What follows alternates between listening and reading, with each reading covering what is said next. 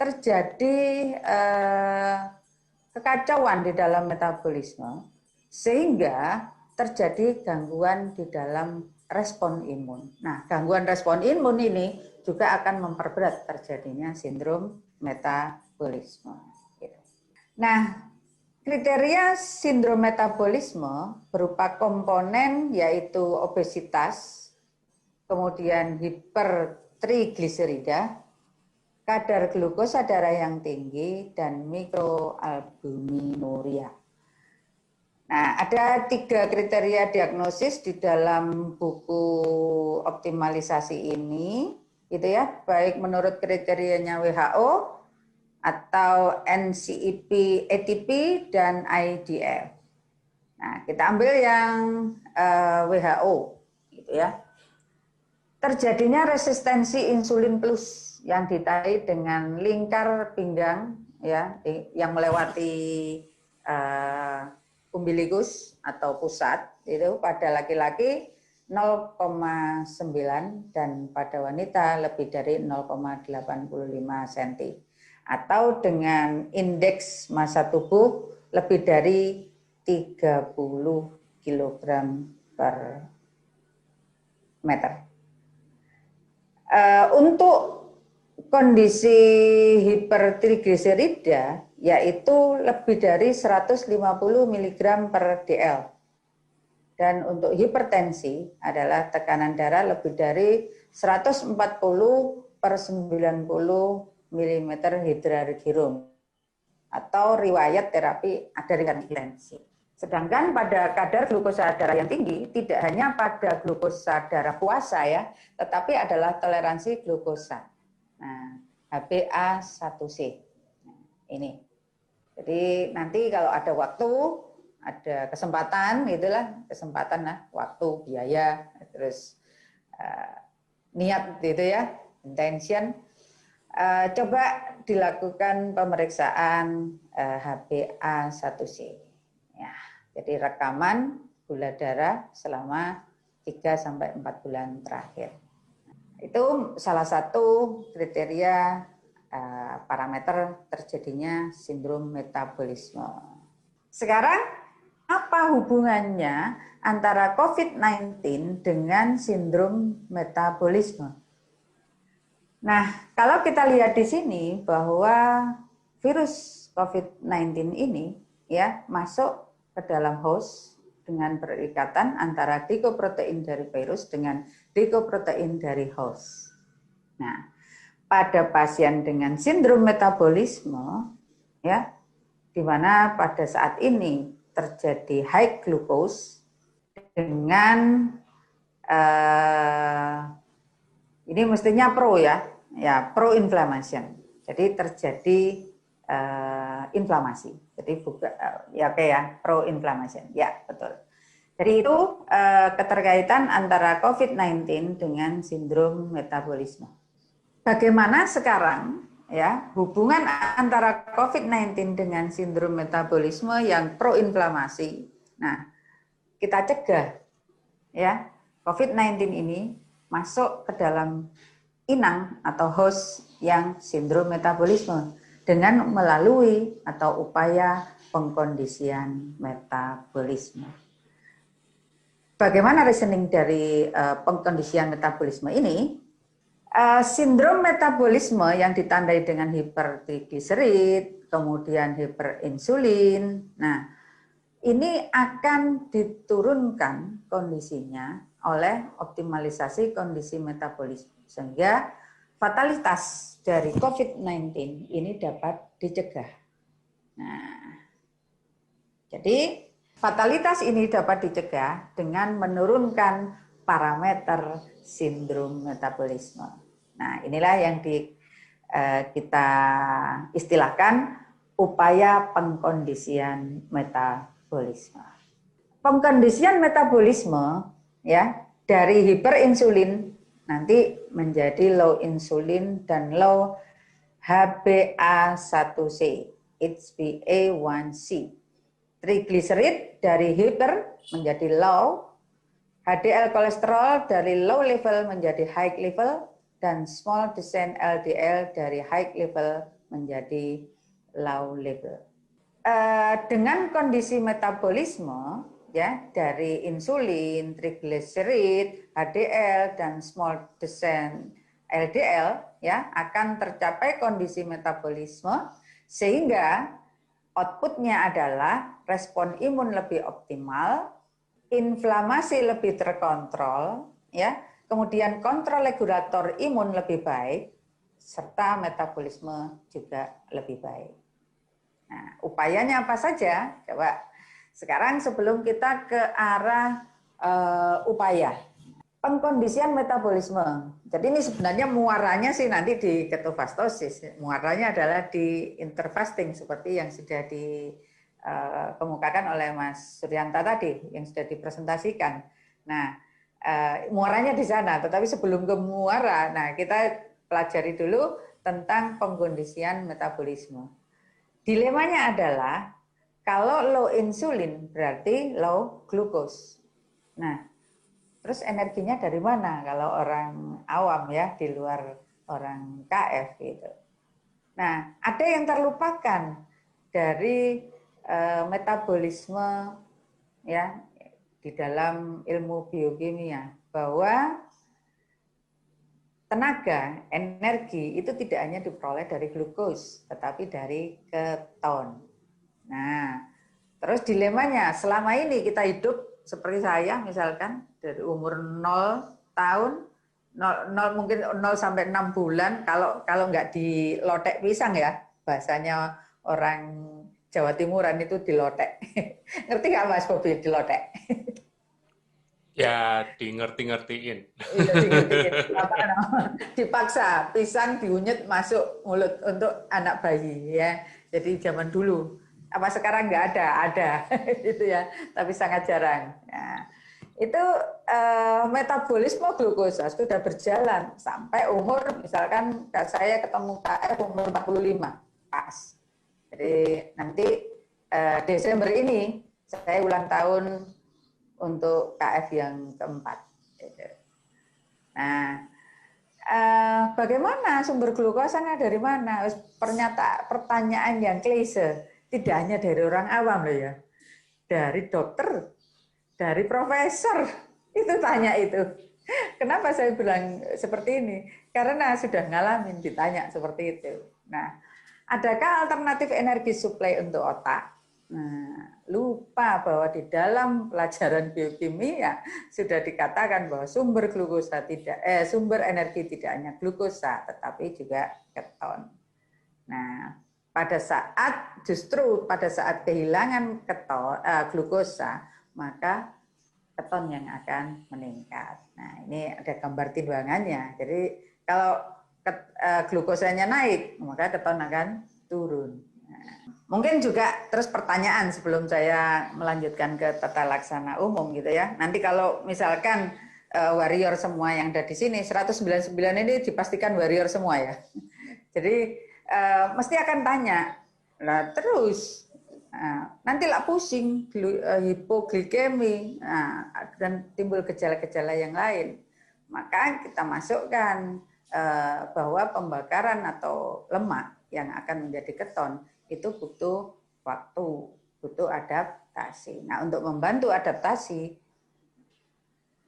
VCO masuk, gitu ya. Apapun mereknya, gitu, VCO masuk. Nah, kemudian gejala-gejala yang lain bagaimana? Nah, ada Himalaya salt, ada sea salt, ada garam krosok, ada magnesium oil, ada apa namanya? Teh hijau dan lain-lain. Nah, itu yang akan dibahas ya di dalam KF tadi yang di Mas Suryanta. Jadi itu ya. Jadi tidak hanya orang awam yang bertanya seperti itu, tetapi orang berpendidikan tinggi dan itu orang kesehatan gitu ya. Untuk tata laksana. Tata laksana secara umum ya dan sampai sekarang itu sedang diformulasikan adalah vaksin ya, obat-obatan baik anti sitokin storm maupun antiviral dan pasif antibody. Ini secara umum kita nggak bahas itu. Nah, bagaimana tata laksana respon imun melalui puasa? Nah, kita ke arah tata laksana di dalam respon imun melalui puasa. Kita dalam keadaan pada saat puasa low glucose. Nah, yang naik apa? Oke, keton.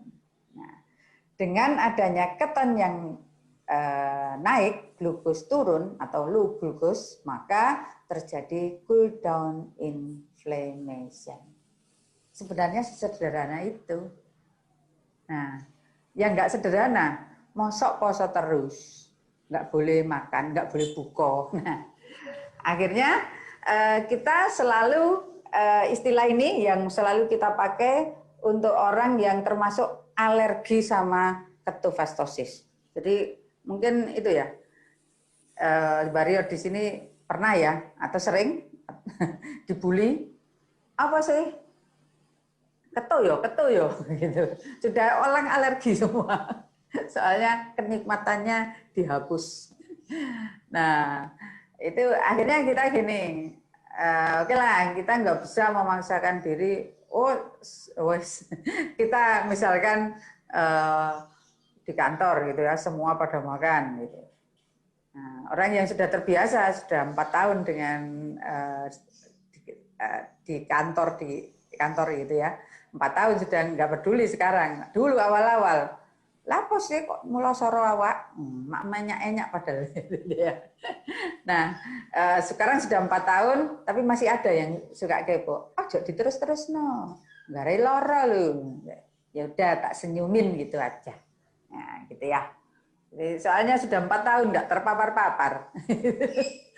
Kalau kita nanti frontal terus ya, kalau mau sehat ya ikuti saya gitu. Kalau nanti nggak mau sehat ya cari upaya lain dulu. Nanti terus kalau sudah kepentok gitu ya, baru datang ada itu gitu.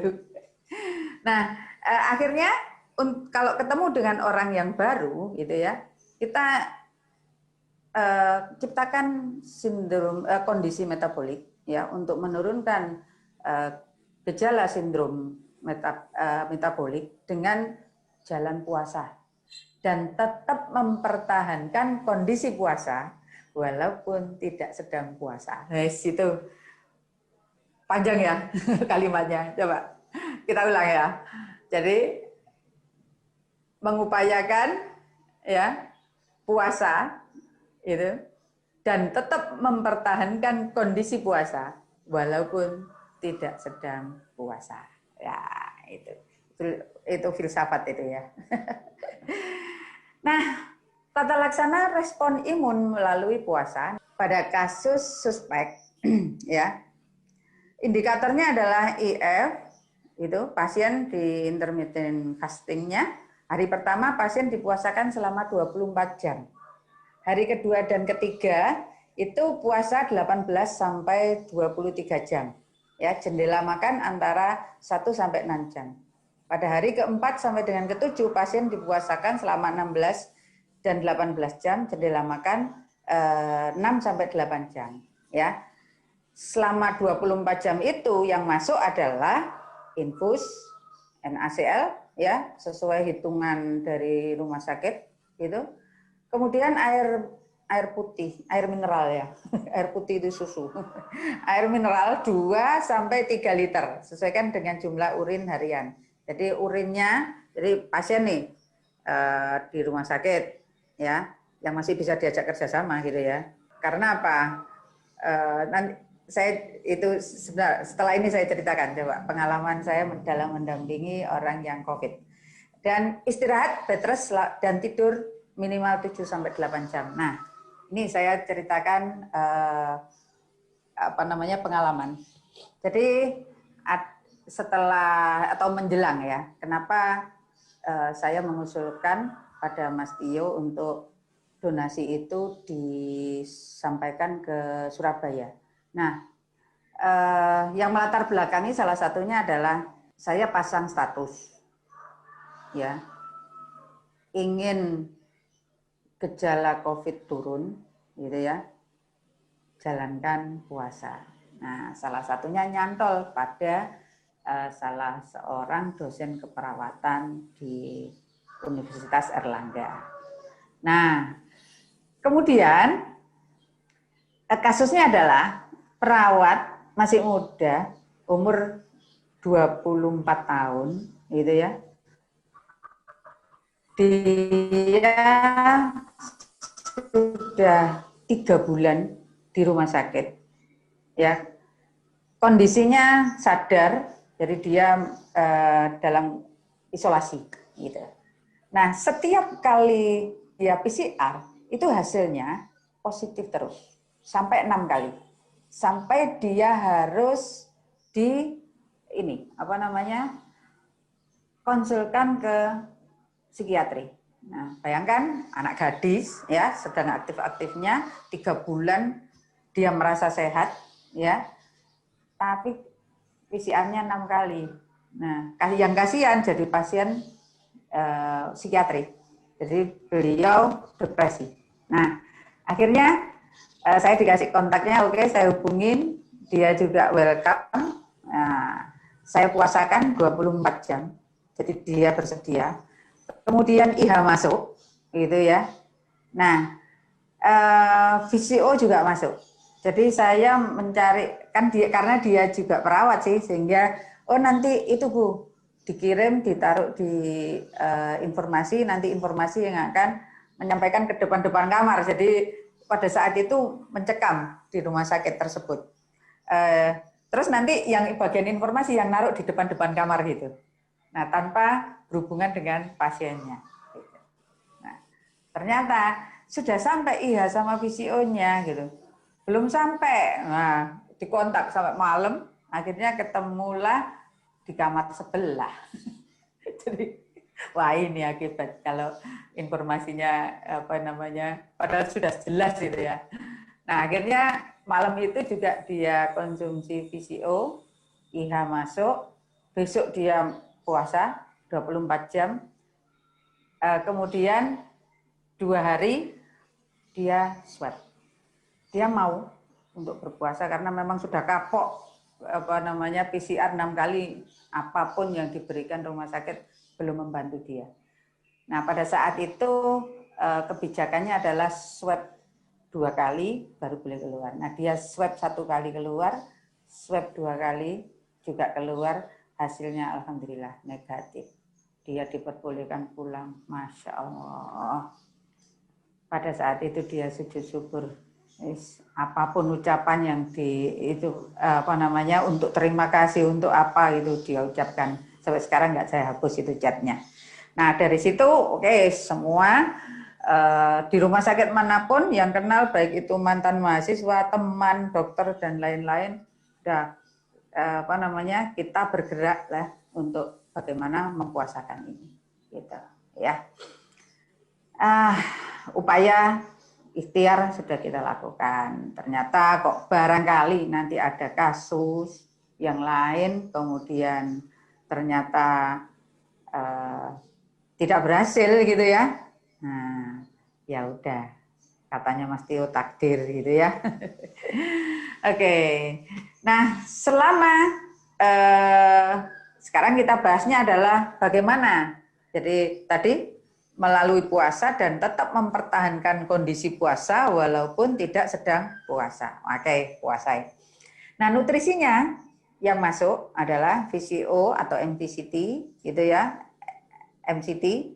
Kalau VCO 1 sampai 2 sendok makan 4 sampai 6 kali, kemudian MCT 1 sampai 2 sendok juga, tapi bisa lebih frekuensinya lebih sedikit 3 sampai 4 kali. Air kaldu tulang, teh hijau ya. Nah, terus kemudian pengalaman. Nah, saya sudah berapa menit nih Mas? Oh, sempritan Mas, kalau terlalu lama gitu ya. Nah, oke, ya ini satu lagi. Mungkin kalau lain-lain ilmu semua warrior sudah.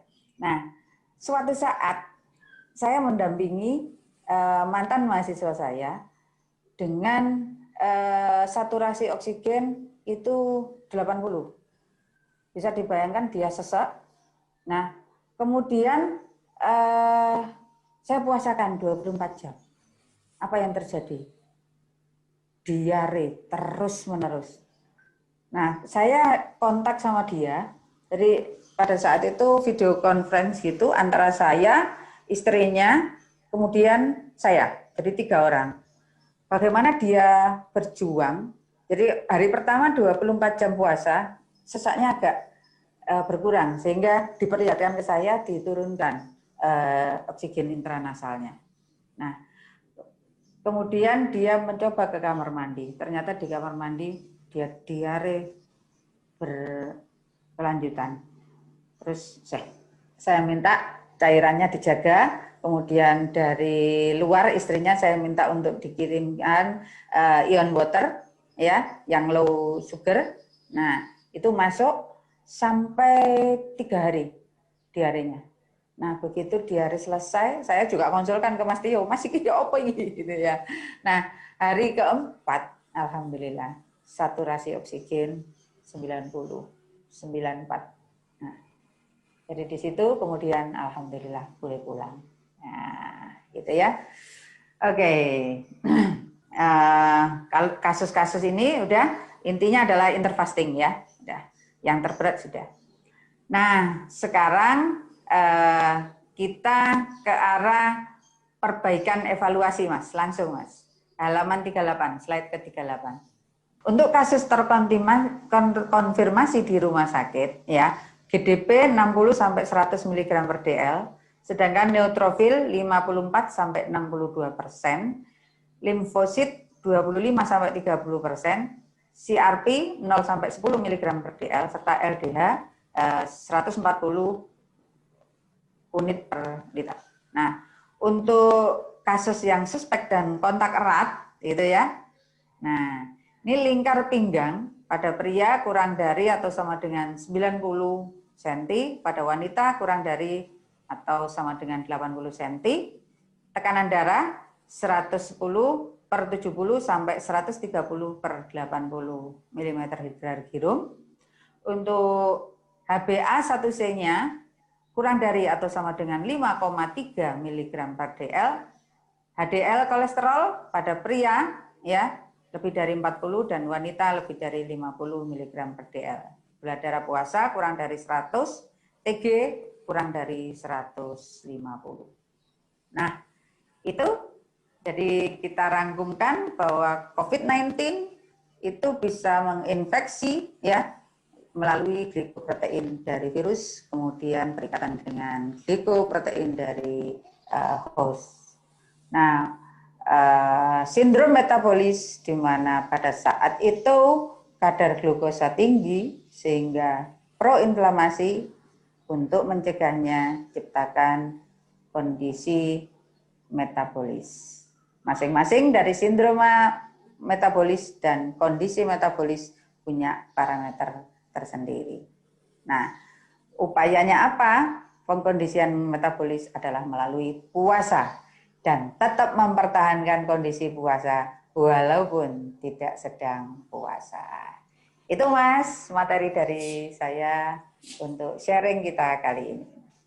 Mantap. Mas, iya, Mas, coba lain kali bikin itu loh, bikin apa namanya, maskotnya KF.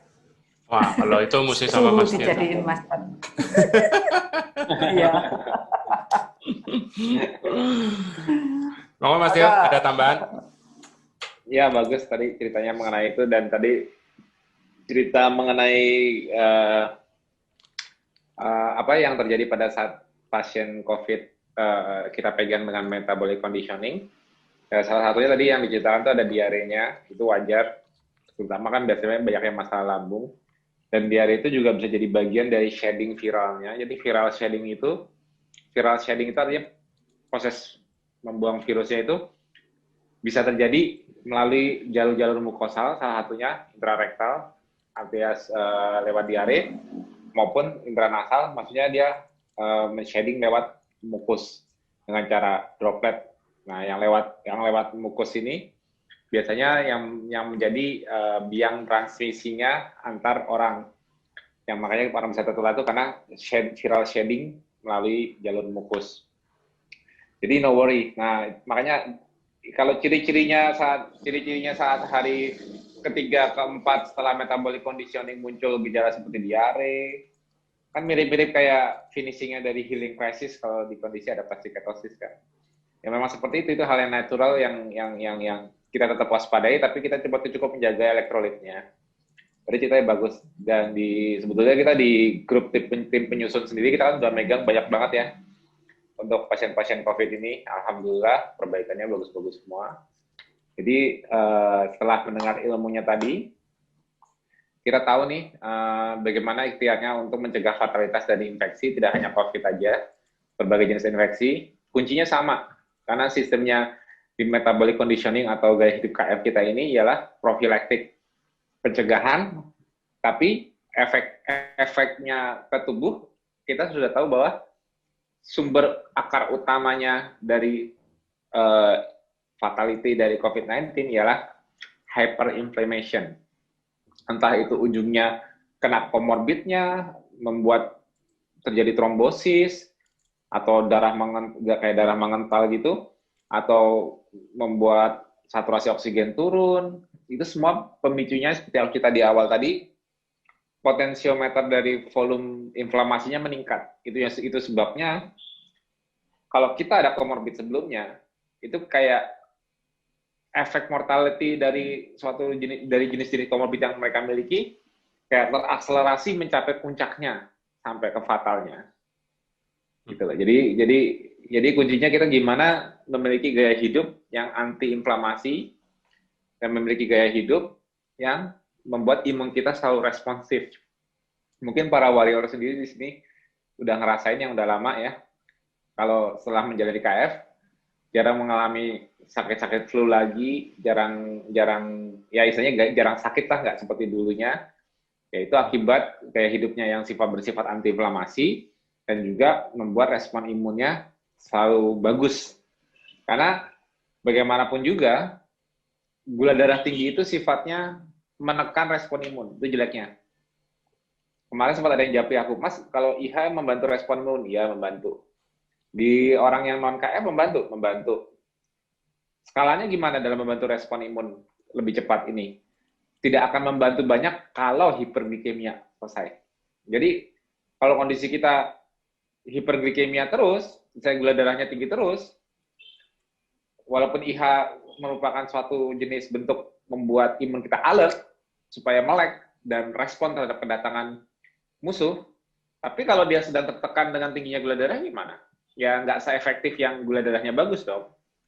Nggak seefektif yang metabolisme bagus dong. Jadi, walaupun IH membantu, aku tetap menyarankan, banyak yang sering japri aku, Mas, anakku belum KF, atau ini saudaraku belum KF, tapi dia takut terindikasi lah OTG. Bisa nggak nggak dengan IH? Bisa. Aku nggak bisa bohong IH-nya untuk KF, memang aku nggak bisa bohong. Karena cara kerjanya dia dari sisi respon imun, bukan dari sisi metabolisme. Tapi justru bagi yang menyarankan IH ke mereka, sekaligus menyarankan gaya hidupnya. Masih gini, jangan sampai IH itu kayak obat. Aku tidak menciptakan IH itu buat obat kok. Itu IH dulu untuk Mas Alif kok. Kalau bukan untuk membuat respon imun itu, aku nggak menjadikan itu obat untuk segala penyakit. Karena akar segala penyakit itu gaya hidup kita masing-masing. Makanya kenapa mungkin sering dengar kenapa aku jarang ngomongin IH dari dulu, ataupun aku nggak pernah pasal tentang IH. Karena aku nggak suka ujungnya IH dijadikan obat. Karena dulu sebelum KF jadi seperti sekarang, orang maunya kalau udah pakai IH udah sembuh udah. Gaya hidupnya masih berantakan. Masih makan karbo masih ya. Jadi kalau orang merasa sehat gitu, aku nggak mau. Yang aku inginkan itu sakit itu ialah ingat. Kalau orang sakit itu artinya ingat. Itu mekanisme tubuh untuk membuat orang, aku salah di mana nih dengan gaya hidupku. Kalau sekarang kita dengan teknologi sekarang kita menemukan banyak obat, itu bagus karena kita bisa menekan mortalitas dari berbagai macam penyakit. Tapi jangan sampai sakitnya itu melupakan awalnya kamu kenapa bisa sakit. Karena di masa lalu dari ancestral lifestyle, kalau orang sampai sakit, dan tidak ada opsi untuk seperti sekarang untuk meredakan rasa sakitnya. Sakitnya itu betul-betul menjadi peringatan buat dia apa yang salah dari gaya hidup dia. Apa dia makannya salah, apa dia tidurnya nggak bagus, apa dia stres berlebih. Ingat, jadi dia langsung nggak buru, karena dia dulu nggak ada pilihan ya. Dia sakit, tidur, ya makanya yang tadi Mbak Nur juga bilang, kondisi metabolik kondisi pada saat sakit itu ialah dilakukan dengan kondisi sering banyak tidur, jangan sampai insomnia di kondisi sakit, karena tidur itu proses healingnya. Nah, pada saat di masa lalu orang pada kalau kita sedang sakit kan nggak mungkin kita tetap cari makan kan dengan fisik kita, pasti kita beristirahat. Nah, itu dijadikan merupakan peringatan penting ke tubuh bahwa kesalahan-kesalahan dia apa aja keingat semua. Nah, aku nggak mau ujungnya IH itu seperti itu, karena tahu memang dia efektif, dia cepat, udah tetap melanjutkan pola hidup yang salah. Padahal kok aku jadi gampang terinfeksi ya, kok aku jadi gampang ini, lupa. Malah aku lebih pengen nggak usah pakai IH deh, jalanin aja KF. Tapi yang bener, itu lebih baik dibanding ngandelin IH tapi gaya hidupnya berantakan. Aku malah nggak suka. Buat apa? Respon imun memang terbantu. Memang salah satu sisi healing kita yang sudah built-in di tubuh kita, itu sistem imun yang dibuat dari lahir. Dia fungsinya untuk merespon ke berbagai patogen, juga merespon ke sel-sel abnormal di tubuh kita. Misalnya sel normal kita berubah jadi abnormal, juga direspon oleh imun. Dan IH memang bantu untuk mengalertkan kembali, mengecek ulang kembali apa saja sel-sel yang bermasalah. Jadi sistemnya melalui antigen presentation yang identifikasi antigen yang dipresentasikan self maupun non self di sel masing-masing tubuh kita. Membantu, memang aku nggak bisa bohong, memang di kondisi orang masih makan karbo pun efeknya tetap muncul, nggak mungkin nggak. Misalnya contohnya orang ada sinus atau orang ada apa, olesin aja IH ke hidungnya kalau nggak langsung berasa, bohong kalau nggak berasa. Misalnya orang ada problem di lambung, olesin aja lewat anus kalau nggak langsung berasa. Ya, yang berasa itu bukan IH-nya langsung tahu di mana problemnya, tapi imunnya sendiri yang sudah ada dibuat melek kembali, recheck kembali. Nah, problemnya kalau dia sudah beres dengan IH, dia nggak ada perubahan nanti. Tetap melakukan hal yang salah. Makanya, kalau yang orang-orang di KF, aku prefer, makanya aku suruh IH opsional aja. Kenapa? Karena biar aja jalanin KF-nya dulu. Nanti kalau butuh, dia kan nyari. Kalau nggak, ya udah, biar aja. Yang penting dia jalanin dulu. Dia merubah akarnya dari masalahnya dia kan gaya hidupnya dia.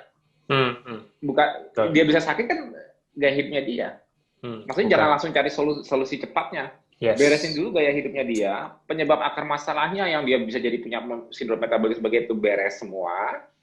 Kalau dia butuh, misalnya dia lagi healing crisis atau apa butuh IH, monggo. Tapi kuncinya dia sudah mengalami perubahan, sudah mengalami kesadaran secara pribadi dulu, kesadaran bahwa gaya hidupku berubah dan gue merasa lebih sehat. Beda dengan orang yang langsung dikasih solusi, nih ada sesuatu yang instan, cepat dan dia habis itu masa enak, kira-kira lupa lagi nggak dia salahnya di mana? Pasti, Mas. Nah, itu sebabnya. Kalau yang udah tahu efek IH, mau menyarankan atau memakai ke orang, saranku jangan kasih kosongan, kasih ilmunya, tapi ini nggak bakal efektif loh kalau kamu gula darahnya. Iya oke, ini efektif, tapi kamu kalau nggak berubah bisa sakit lagi loh. Gitu loh. Ya, maksudnya jadikan momen untuk memberikan awareness ke orang lain bahwa karbo juga perlu ditekan. Menjaga gula darah itu penting. Memiliki gaya hidup anti inflamasi itu lebih penting. Itu yang lebih utama. Jadi jangan cuma dikasih instannya. Aku nggak mau seakan-akan itu obat dewa. Obat dewa yang hebat itu bukan IH, yang hebat itu imun kamu masing-masing. Tubuh kita masing-masing punya imun yang hebat.